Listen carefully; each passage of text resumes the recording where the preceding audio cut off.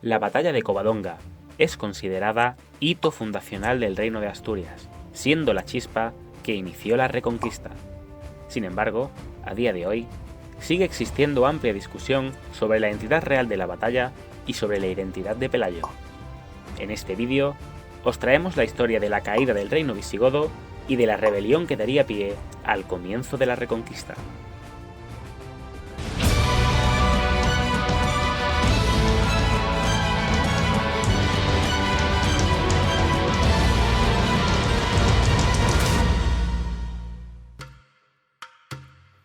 El año 711 marcó el inicio de la conquista islámica de la península ibérica, dándose una rápida caída del reino visigodo.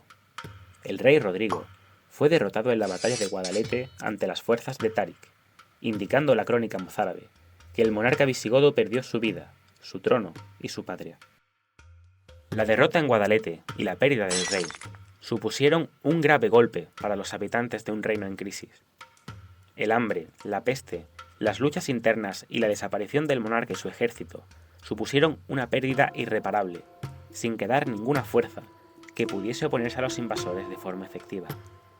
Además, en el año 712 desembarcó en Algeciras Musa, gobernador del Magreb, con cerca de 20.000 hombres. Las tropas musulmanas comenzaron conquistando las principales ciudades del sur de España, entre ellas Córdoba y Sevilla. Posteriormente, marcharon sobre Toledo, capital del reino visigodo. Su intención era apoderarse del tesoro regio y actuar de manera veloz para evitar cualquier posible reorganización de los cristianos. La marcha sobre la capital fue rápida, en parte gracias a las calzadas romanas. La ciudad cayó ante los invasores, que lograron su propósito de hacerse con el tesoro real. También ejecutaron a múltiples nobles visigodos que no habían huido. Consolidado el control musulmán sobre la capital visigoda, Musa marchó hacia Zaragoza, tomando la ciudad y dirigiéndose posteriormente hacia Barcelona.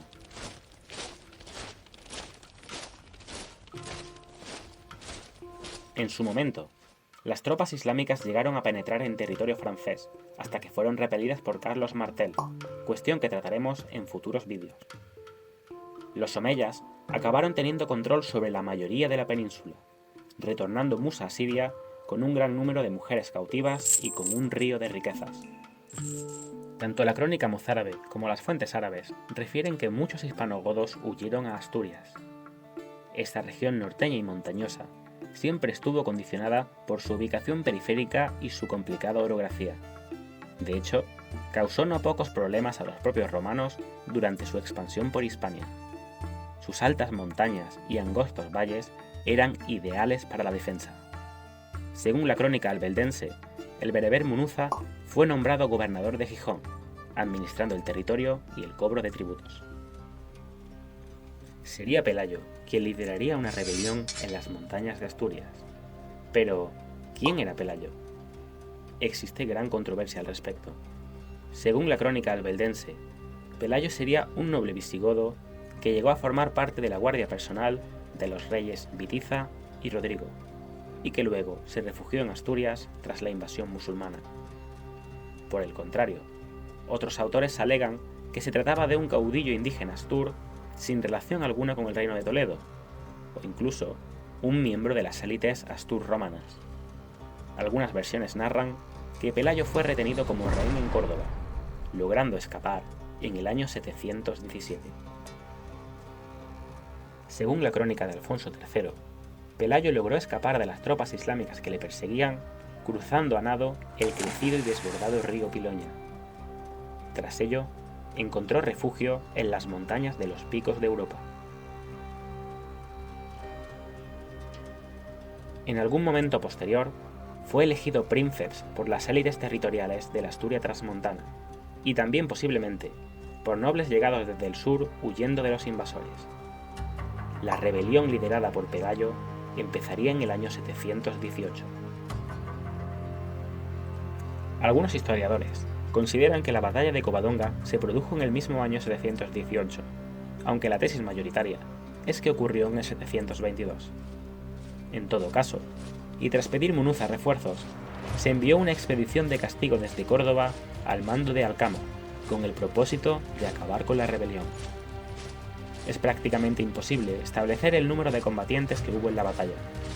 Las crónicas árabes hablan de 300 cristianos, y la crónica de Alfonso III alude a 187.000 combatientes sarracenos.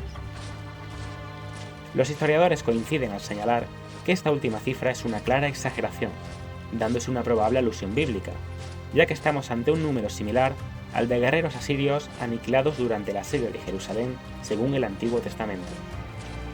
Si bien no podemos saber el número exacto de combatientes musulmanes, los historiadores modernos indican que no sería realista hablar de una cifra superior a los 2.000 soldados. Las tropas de Alcama se dirigieron hacia las cercanías del monte Euseba, probablemente siguiendo el camino que avanza por la sierra. Aprovechando el angosto terreno y el desnivel, las tropas cristianas lanzaron una lluvia de proyectiles sobre los sarracenos.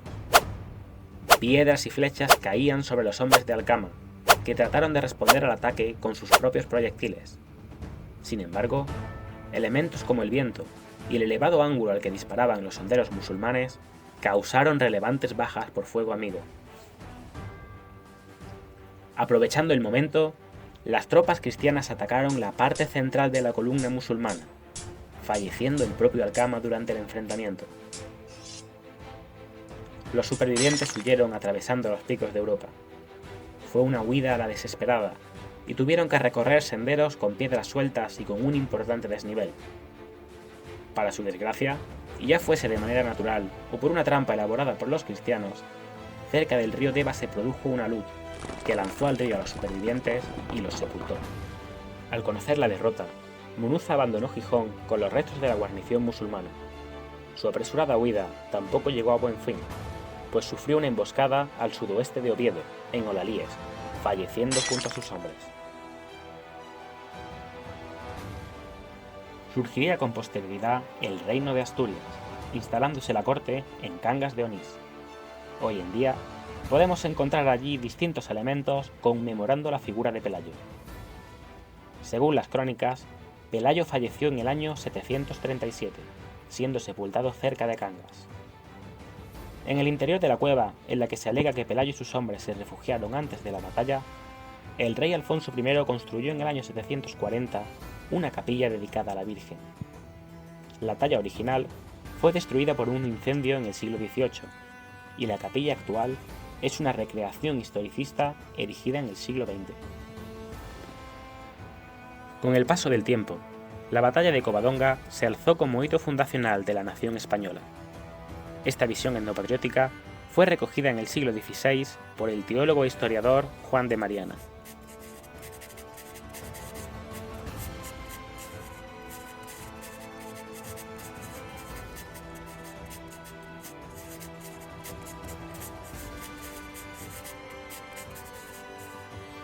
En todo caso, y al margen del mayor o menor número de combatientes realmente involucrados en la batalla de Covadonga, la victoria cristiana sirvió para que la vertiente costera del sector central de la cordillera cantábrica dejara de hallarse bajo dominio islámico, algo que posibilitó el surgimiento del Reino de Asturias.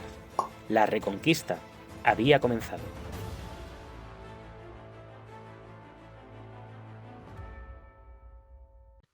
Esperamos que os haya gustado este vídeo. Pronto subiremos más sobre temas como la Reconquista, la conquista de América, los tercios españoles y mucho más. Puedes seguir las últimas novedades en nuestras cuentas de Twitter, Instagram y TikTok. También puedes apoyarnos a través de Patreon. Si quieres aprender más sobre la historia de España, suscríbete.